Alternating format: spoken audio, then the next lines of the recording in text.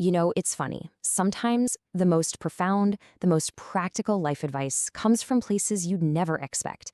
Not from some new bestseller or a viral video, but from a little book written over 300 years ago under, well, pretty extreme conditions. And that brings up a really interesting question. And that's a fantastic question, right? Because we're about to see how a man who was literally locked away for his beliefs managed to write a timeless guide for navigating, well, pretty much everything. Our inner lives, our relationships, and the lessons are, frankly, shockingly relevant for today. Okay, so when you hear the name William Penn, your brain probably goes straight to the founder of Pennsylvania, right? You picture this historical figure, maybe in a powdered wig, but the man behind the statue was actually a radical, a religious dissident, and a guy whose deepest insights came directly from being an outcast. I mean, just look at this timeline. His life was anything but easy. He gets kicked out of Oxford for not conforming. He joins the Quakers, who were being actively persecuted at the time. Then he gets thrown into the infamous Tower of London for what he believed. It was only after all that chaos that he founded Pennsylvania. And this is so important because his wisdom wasn't cooked up in some quiet, cozy library. It was forged in the fire of real conflict and real isolation. And that's really the heart of it all. For Penn, being locked up wasn't just a punishment. It became his classroom. It was basically a forced timeout from what he called the noisy crowd and encumbering hurry of the world. It gave him the time and the quiet to do the kind of deep self-reflection that led to this amazing collection of ideas. And this quote, wow, it just reveals his whole perspective. He doesn't curse his imprisonment, he blesses it. He's basically saying, hey, even if no one ever reads a word of this, the process of looking inward and learning from this solitude has already changed me for the better. For him, this forced isolation was actually a gift. Penn actually called his book an entridion. Now, don't let the fancy Greek word fool you. It just means handbook, and that's a huge clue. He wasn't trying to write some dense, philosophical doorstop. He was creating a practical field guide for living. A manual you could, stick in your pocket to help you navigate the messy business of being a human being. So where does this whole journey start? Well, for William Penn, everything begins inward. Before you can even think about dealing with the world, your job, your relationships, anything, you have to get your own house in order first. And the first thing he says we have to tackle? Ignorance. And he's not just talking about not knowing facts. He means ignorance about ourselves.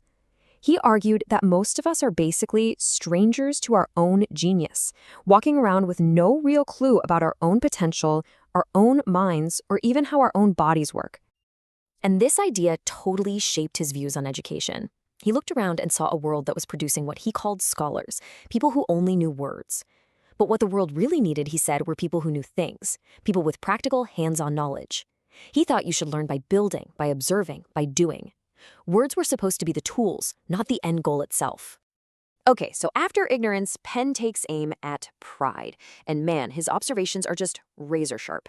He points out how ridiculous our arrogance is. We act like we own the world, but we're just tenants passing through. We spend so much time cleaning and dressing our bodies, but we let our souls walk around in what he called old clothes, basically spiritual rags. And my favorite, we pray, thy will be done, but what we really mean is, my will be done. Ouch!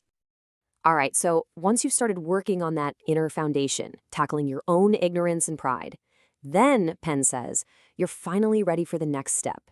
You're ready for the outward journey, engaging with the world and with other people in an honorable and, effective way.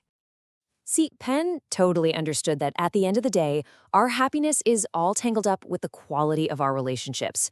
So after all that inward work, he gives us a really clear blueprint for the two absolute pillars of our social lives: friendship and marriage. But listen, his idea of a true friend, the bar is incredibly high. This is not about your casual acquaintances or your social media buddies. Penn's describing a deep, powerful bond, someone who tells you the hard truth, who has your back no matter what, and who sticks with you through thick and thin, unchangeably.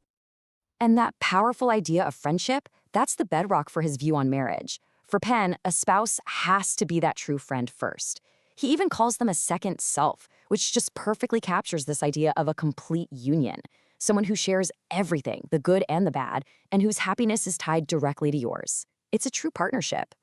So we've taken this journey inward to work on ourselves, and then outward to build strong relationships. But what's the whole point? What's the one big idea, the one principle, that holds all of this together and gives it meaning? For Penn, it all boils down to this one powerful thing: love. That's the final destination. He believed that a life that is truly animated by love, in its biggest, most profound sense, is a life that's connected to something divine. All the other virtues, like honesty, humility, friendship, they're all just different ways that this one central force expresses itself. And he breaks down this whole idea of a good life or a religious life into a super simple two-step process. Step one is outward. It's about active charity, about taking care of people who need help. And step two is inward. It's about piety, about maintaining your own integrity and keeping yourself honorable. And that's it. Seriously. No complicated rituals, no getting bogged down in dogma. For Penn, the true measure of a person's life is just this: did you help others? And did you keep yourself true? It all comes down to your actions and your character. Period. And what's the payoff for living like this? Well, it's not fame or fortune or power. The reward is the state that comes from it. The reward is a deep, unshakable inner peace. That's the ultimate prize. So it all comes back to this, doesn't it? William Penn found his classroom for self-reflection because he was literally locked in a tower. He was forced into solitude. But in our world today, which is probably a million times louder and more distracting than he could have ever imagined, where do we find that quiet? Where do we find the space to build our own inner house? And maybe, just maybe, discover some of these same truths for ourselves?